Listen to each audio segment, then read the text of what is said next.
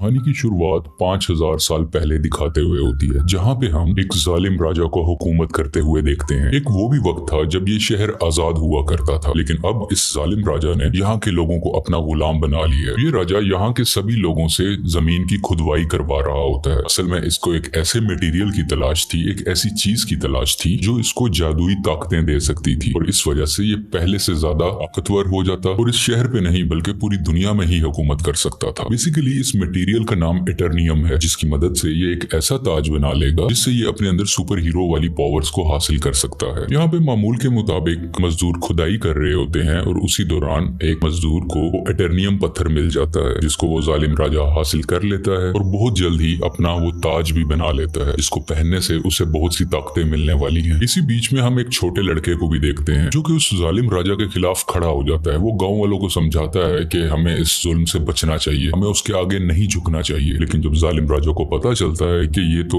मेरे खिलाफ खड़ा हो रहा है, तो वो उसे मारने का हुक्म दे देता है। और जैसे ही उसको मारा जा रहा होता है तो वो लड़का एकदम से गायब हो जाता है और एक ऐसी जगह पे आ जाता है जहाँ पे बहुत से देवता बैठे हुए थे। ये 6 गॉड्स या देवता इस बच्चे को कहते हैं कि तुमने हिम्मत की, हमें बहुत अच्छा लगा, इसलिए हम तुम्हें एक ऐसी पावर देने जा रहे हैं जिससे तुम एक लफ्ज शज़ाम बोलोगे तो तुम्हारे अंदर हम सब की पावर्स आ जाएंगी और तुम इतने ताकतवर बन जाओगे कि तुम आराम से उस जालिम राजा को हरा सकते हो। ये छोटा लड़का करता भी ऐसे है, वो शज़ाम बोलता है और बहुत ज्यादा पावरफुल बन जाता है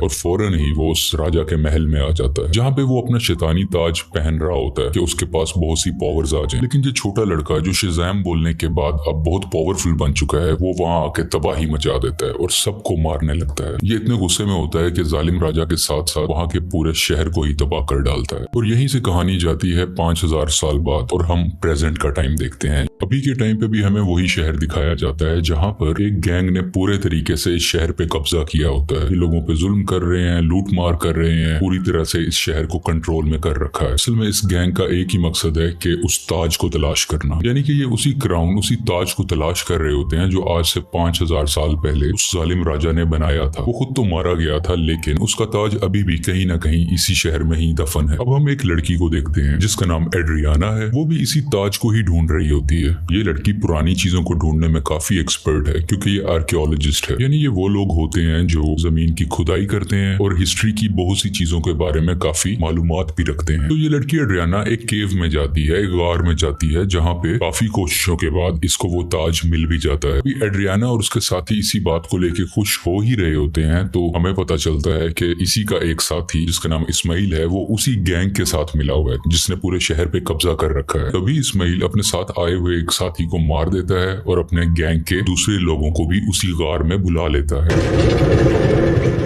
अब लोग इसकी तरफ गन पॉइंट करते हैं और उसे कहते हैं कि एड्रियाना हमें तुम वो ताज दे दो। तभी ये लड़की नीचे देखती है और वहाँ पे कुछ वर्ड्स लिखे होते हैं। जब ये उसे पढ़ती है तो इसके मुंह से निकल जाता है शज़ाम। ये लफ्ज बोलते ही वहाँ पे ब्लैक एडम आ जाता है और वहाँ पे आए हुए सब गुंडों को मारने लगता है। इतना मारता है कि वहाँ पे कोई भी नहीं बच पाता। जबकि रही बात इस्माइल की, जो गुंडों के साथ मिला हुआ था, वो वहाँ पे मरने का नाटक करता है, इसलिए उसकी जान यहाँ पे बच जाती है। क्योंकि एड्रियाना ने ब्लैक एडम को जिंदा किया होता है, दोबारा से जगाया होता है, वो उसको कुछ भी नहीं कहता। अभी ब्लैक एडम वहीं पर होता है कि गैंग के कुछ और लोग आ जाते हैं और उस पर एक स्पेशल वेपन से अटैक करते हैं। ये वेपन उसी एटर्नियम मटेरियल से बना होता है जिसकी मदद से वो ताज भी बना था। और जैसे ही ये मिसाइल ब्लैक एडम को लगता है तो उसे वाकई ही दर्द महसूस होती है। ब्लैक एडम उस मारने वाले गुंडे की तो जान ले लेता है, लेकिन उस रॉकेट या उस छोटे से मिसाइल के लगने की वजह से खुद भी बेहोश हो जाता है। तो हमें यहाँ पे ये पता चलता है कि एटर्नियम ऐसा मटेरियल है जो ब्लैक एडम की कमजोरी है और इसी मटेरियल से ब्लैक एडम को मारा भी जा सकता है। तो ये देखते हुए एड्रियाना काफी परेशान हो जाती है और वो ब्लैक एडम को अपने घर ले जाती है। जैसे ही ब्लैक एडम को होश आता है तो वो यहाँ पे एड्रियाना के बेटे से मिलता है। ये बच्चा ब्लैक एडम को कहता है कि आप 5000 साल से उस गार के अंदर बंद थे, अब क्योंकि हमारा शहर गुलामी बसर कर रहा है, वो गैंग हमें जीने नहीं दे रहा, तो आप हमारे लिए एक मसीहा बन के आए हो, आप ही हमारे शहर को उस गैंग से बचाओगे। ब्लैक एडम को यहाँ पे कोई फर्क नहीं पड़ता। वो कहता है कि आज से 5000 साल पहले ये मेरा शहर हुआ करता था, अब यहाँ पे सब कुछ बदल चुका है, तो इस शहर को बचाने के लिए मैं रिस्पॉन्सिबल नहीं हूँ। मुझे इस शहर और यहाँ के लोगों से कोई मतलब नहीं है। और ये बात कहते ही वो घर से बाहर आ जाता है और शहर में फिरने लगता है और शहर को देखने लगता है। इसके बाद हम एक फीमेल लीडर को देखते हैं जिसका काम इस दुनिया में आने वाले सुपर हीरो और सुपर विलन्स को रोकना होता है। दुनिया में ऐसे हालात रखने होते हैं जिसकी वजह से आम लोगों को कोई मुश्किल ना आए और हमारी जमीन को भी कोई खतरा ना हो। वो यहाँ पे एक सुपर हीरो हॉकमैन से बात कर रही होती हैं। कहती हैं कि ब्लैक एडम अब वापस आ चुका है और उसे अगर रोका ना गया वो पहले की तरह इस बार भी बहुत ज्यादा तबाही मचा सकता है, और वो अगर पागल हो गया, वो गुस्से में आ गया, तो उसको रोकना लगभग नामुमकिन है। हॉकमैन इस चीज के लिए राजी हो जाते हैं और अपनी टीम इकट्ठी करते हैं जिसमें और भी बहुत से सुपर हीरोज शामिल होते हैं और सब मिलकर ब्लैक एडम को पकड़ने के लिए निकल जाते हैं। दूसरी तरफ उस गैंग के कुछ लोग एड्रियाना के घर पहुंच जाते हैं क्योंकि उन्हें पता था वो ताज अभी भी उसी के पास है, तो वो ताज लेने ही गए थे। और जैसे ही वो लोग एड्रियाना की फैमिली पे हमला करने वाले होते हैं तो ब्लैक एडम्स वहां पे उनको बचाता है और उस गैंग के लोगों को एक बार फिर से मार डालता है। और बचे हुए कुछ लोगों से ये अभी फाइट कर ही रहा होता है, तभी उसी वक्त हॉकमैन की बनाई हुई टीम वहां पे आ जाती है और ये सब मिलके ब्लैक एडम से लड़ाई करने लगते हैं। लेकिन अभी भी ब्लैक एडम इन पर भारी था। वो गैंग के लोग और जस्टिस सोसाइटी की टीम दोनों मिलके भी इसका कुछ नहीं बिगाड़ पा रहे थे और आखिरकार ब्लैक एडम वहां से चला जाता है। ये जस्टिस सोसाइटी की टीम जो कि हॉकमैन की बनाई हुई टीम है, वो एड्रियाना के पास आते हैं और उसे मदद मांगते हैं कि तुम हमारी हेल्प करो उसको पकड़ने में। लेकिन एड्रियाना उन्हें कहती है कि तुम तब कहाँ थे जब हम पे ये जुल्म हो रहे थे, तुम लोगों को तो मैंने पहले कभी नहीं देखा। एक ब्लैक एडम ही है जिसने हमें बचाया, जब मैं मरने वाली थी तो उसी ने ही मुझे बचाया था। जस्टिस सोसाइटी के लोग कहते हैं जिसको तुम समझ रही हो कि वो तुम्हारी हिफाजत कर रहा है, वो बहुत खतरनाक है। आज से 5000 साल पहले भी उसने हमारे इसी शहर को पूरे तरीके से तबाह कर दिया था। और बिल आखिर ये लोग एड्रियाना को राजी कर लेते हैं और इसीलिए एड्रियाना इन सबको ब्लैक एडम के पास ले जाती है ताकि सब लोग बैठ के आपस में बात कर सके, ताकि वो दोनों एक दूसरे की बातों को समझ सके और इनकी आपस की लड़ाई आपस में खत्म हो जाए। तभी दूसरी तरफ इस्माइल जो कि एड्रियाना का साथी था,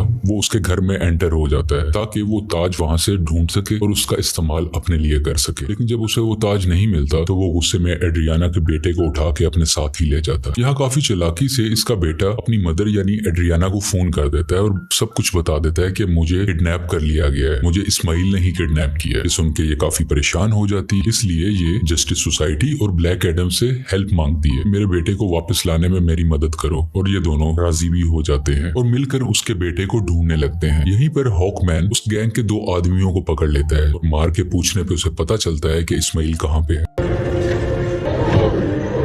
इस्माइल ने उसके बेटे को एक खुफिया जगह में रखा है जो कि एक रेगिस्तान में है। और जब ये सब यानी ब्लैक एडम और जस्टिस सोसाइटी उस जगह पर पहुंचते हैं तो देखते हैं कि इस्माइल ने उसके बेटे पे गन पॉइंट की हुई है। और यहाँ पे इस्माइल एक राज बताता है कि वो गैंग जो पूरे शहर में तबाही मचा रहा है उसका लीडर मैं ही हूँ और ये सब गुंडे मेरे लिए ही काम करते हैं। इसलिए वो एड्रियाना को कहता है कि अगर तुम्हें अपने बेटे की जान बचानी है तो मुझे वो ताज दे दो। तो ये परेशान माँ उसको वो ताज दे देती है ताकि उसके बेटे की जान बच सके। लेकिन इसके बावजूद भी वो उस बच्चे पे गोली चला देता है और जैसे ही ब्लैक एडम ये देखता है तो वो तेज स्पीड से उड़ता हुआ उसके आगे आकर उस बच्चे की जान बचा लेता है। और यहाँ पे इस्माइल को अपनी लाइटनिंग से जला के मुकम्मल तरीके से खत्म कर डालता है। यहाँ पे ब्लैक एडम भी हॉकमैन से मिलता है और उसको एक बहुत बड़ा राज बताता है कि आज से 5000 साल पहले वो लड़का जिसने उस जालिम राजा के खिलाफ आवाज उठाई थी वो मैं नहीं था बल्कि वो मेरा बेटा था। और जब जालिम राजा मेरे बेटे को मार रहा था तो वो उसी वक्त वहीं से गायब हो गया था। इस चीज को देखते हुए जालिम राजा को बहुत गुस्सा आया क्योंकि अब वो मेरे बेटे को तो ढूंढ नहीं पा रहा था, तो उसने मुझे मेरे घर वालों को पकड़ लिया और हमें बहुत मारा पीटा। हमें इतने बुरे तरीके से मारा गया कि शायद कुछ जानवरों पे भी ऐसा सलूक नहीं करता। देखते ही देखते मेरी वाइफ वहीं पर मारी गई और मैं भी तकरीबन मरने ही वाला था। तभी मेरा बेटा मेरे पास वापस आ गया जिसके पास बहुत सी शक्तियां थी, बहुत सी पावर्स थी और उसने अपनी सारी पावर्स मुझे दे दी। यानी कि अब सारी पावर्स मेरे अंदर आ चुकी थी। अभी हम दोनों बात कर ही रहे थे तभी जालिम राजा के लोगों ने एक बार फिर से हम पे हमला कर दिया। वहां पे मैं तो बच गया क्योंकि मेरे पास बहुत सी पावर्स थी, लेकिन मेरा बेटा मेरी आंखों के सामने ही मारा गया। अपने बेटे को मरता हुआ देख के मैं आग बबूला हो गया, यानी मुझे बहुत गुस्सा आ गया और मैंने जालिम राजा और उसके लोगों को तो मार दिया, लेकिन वो पावर्स, वो शक्तियां मेरे काबू में नहीं रही। मैं उन्हें कंट्रोल ही नहीं कर सका और देखते ही देखते ये पूरा शहर मेरे ना चाहते हुए तबाह हो गया। मेरा ऐसा करने की वजह से उन देवताओं ने, जिन्होंने मेरे बेटे को शक्ति दी और वो शक्ति अब मेरे पास है, वो बहुत नाराज हो चुके थे कि मैंने अपनी पावर का मिसयूज किया है, मैंने अपनी पावर को कंट्रोल में नहीं रखा। इसीलिए उन्होंने मुझे उस केव में बंद कर रखा और मैं कई हजार साल तक उस केव, उस गार के अंदर बंद रहा। जब एड्रियाना ने आके नाम लिया तो मैं एक बार दोबारा से जिंदा हो गया। यहाँ पे ब्लैक एडम को अभी भी बहुत अफसोस होता है कि उसकी वजह से पहले भी बहुत ज्यादा तबाही मची और अब भी बहुत ज्यादा तबाही मची है, बहुत से लोग मारे गए। ये वो हॉकमैन को कहता है कि मैं सरेंडर करना चाहता हूँ, मैं अपनी पावर्स को खत्म करके तुम लोगों के हवाले करना चाहता हूँ ताकि मेरी वजह से किसी को कोई नुकसान ना पहुंचे। इसके बाद ब्लैक एडम शज़ैम का वर्ड बोलता है, जिससे वो वापस से अपनी एक नॉर्मल फॉर्म में आ जाता है, यानी वो एक नॉर्मल इंसान बन जाता है जिसके पास इस वक्त सुपर पावर्स नहीं है। और जब तक ये दोबारा शज़ैम नहीं बोलेगा तब तक ये वापस से ब्लैक एडम नहीं बन सकता। इसलिए ये इनसे रिक्वेस्ट भी करता है, तुम मेरे साथ कुछ ऐसा करो कि मैं दोबारा से ये वर्ड बोल ही ना सकूं। आखिरकार ब्लैक एडम को पानी के अंदर डाल दिया जाता है और उसके मुंह में एक ऐसी डिवाइस लगा दी जाती है जिस वजह से ये बोल ही ना पाए। ये एक छोटी सी जेल होती है जिसमें ब्लैक एडम को बंद कर दिया जाता है। दूसरी तरफ हमें इस्माइल को दिखाया जाता है जो कि मर चुका था और अब वो हेल के अंदर आ गया है। इस्माइल को एक बात शुरू से पता थी कि अगर वो उस ताज की ताकत को हासिल करना चाहता है तो उसका तरीका ये है कि उसको वो ताज अपने हाथ में पकड़ना होगा और उसी वक्त कोई ना कोई उसको मारे ताकि वो मर के हेल में आ जाए, यानी कि जहन्नुम में आ जाए और वो हेल के डीमन से यहाँ पे मिल सके जिनसे वो पावर हासिल कर सके। ये सारी बातें इस्माइल शुरू से ही जानता था, इसीलिए उसने ब्लैक एडम को उकसाया कि मैं जैसे ही एड्रियाना के बेटे को मारूंगा ब्लैक एडम आके उसे बचाएगा और मुझे मार डालेगा, और उसी वक्त ताज भी उसके हाथ में ही था। ये सब बातें ये शुरू से जानता था और सब कुछ इसके प्लान के मुताबिक ही हो रहा था। यहाँ हेल के डीमंस इस्माइल से मिलते हैं और उसको अपनी पावर्स दे देते। पहले जैसा इंसान नहीं था, ये सबाक बन चुका होता है। ये इन पावर्स के साथ इस दुनिया में आ जाता है और हर तरफ तबाही मचाने लगता है। जैसे ही जस्टिस सोसाइटी को इसके बारे में पता चलता है तो वो इसके मुकाबले के लिए इसके सामने आते हैं। यहाँ पे काफी देर लड़ाई चलती रहती है, लेकिन सबाक क्योंकि बहुत ज्यादा पावरफुल था, ये सब मिल के भी उसको नहीं रोक पा रहे थे।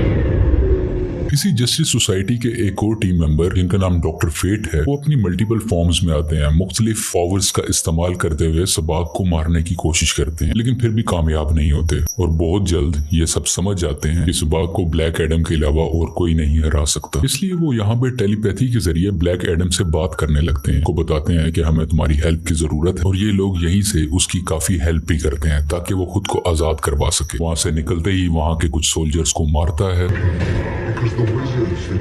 पानी से बाहर आता है और बाहर आते ही सीधा शज़ैम बोलता है, जिसकी वजह से उसको ब्लैक एडम्स की पावर मिल जाती है और बगैर वक्त ज़ाया किए सबाक के पास जाने लगता है। दूसरी तरफ जस्टिस सोसाइटी के लोग अभी भी सबाक से लड़ रहे होते हैं और इसी दौरान उनका एक साथी डॉक्टर फेट वहीं पर अपनी जान से हाथ धो बैठते हैं, यानी कि मारे जाते हैं। हॉकमैन भी काफी ज्यादा सबाक से लड़ रहे होते हैं, लेकिन इनकी कोशिशें कुछ ज्यादा कामयाब नहीं होती। लेकिन अच्छा तो तब होता है कि उसी वक्त वहां पे ब्लैक एडम भी आ जाता है और अब ब्लैक एडम और सबाक की काफी लड़ाई होती है। ये फाइट काफी टक्कर की थी, लेकिन वक्त के साथ ऐसा लग रहा था कि सिर्फ ब्लैक एडम ही है जो सबाक को हरा सकता है। और कुछ ही देर के बाद ब्लैक एडम सबाक के सर को पकड़ के उसके 2 हिस्से कर डालता है और उसको मुकम्मल तरीके से फाड़ कर आखिरकार सबाक की जान ले लेता है। इसी वजह से सबाक की मौत हो जाती है और सब कुछ सुकून में आ जाता है, सब कुछ ठीक होने लगता है। शहर के लोग ब्लैक एडम को अपना मसीहा मानने लगते हैं। वो सब इस बात को मान लेते हैं कि ब्लैक एडम ने हमें और हमारे शहर को बचाया है। इसके बाद हम उसी लेडी को देखते हैं जिसने जस्टिस सोसाइटी की टीम को बनाया होता है ताकि वो ब्लैक एडम को रोक सके। वो यहाँ पे ब्लैक एडम को कहती है कि ठीक है, तुम्हें जो करना है वो करो, लेकिन तुम अपने इस शहर से ना निकलना। तुम इस शहर के लोगों के मसीहा बनो, उनका ख्याल रखो, गार्डियन बनो, मुझे उसे परवाह नहीं है, लेकिन अपने इस शहर से तुमने नहीं निकलना, क्योंकि अगर तुम इस शहर से बाहर आए तो तुम्हारे लिए अच्छा नहीं होगा। यहाँ पे ब्लैक एडम बैठा उसको देखता है और कहता है कि मुझ पे कोई हुक्म नहीं चला सकता और उसका जब भी कुछ भी करने को दिल करेगा वो अपनी ही मर्जी करेगा। लेकिन तभी वो लेडी बोलती है, हाँ शायद तुम ठीक कह रहे हो, तुम्हें इस दुनिया में रहने वाला तो शायद कोई नहीं रोक सकता, लेकिन मैं किसी ऐसे को जानती हूँ जो हमारी दुनिया से नहीं है। और ब्लैक एडम को गुस्सा आता है और वो स्क्रीन को ही तोड़ देता है जिससे वो लेडी बात कर रही थी। स्क्रीन के टूटने से हर तरफ धुआं ही धुआं होने लगता है और तभी उस धुएं से बाहर आता है सुपरमैन और वो ब्लैक एडम को कहता है कि हमें शायद बैठ के बात करनी चाहिए। और यहाँ पे सुपरमैन के ये कहते ही इस मूवी की कहानी यहीं पे खत्म हो जाती है।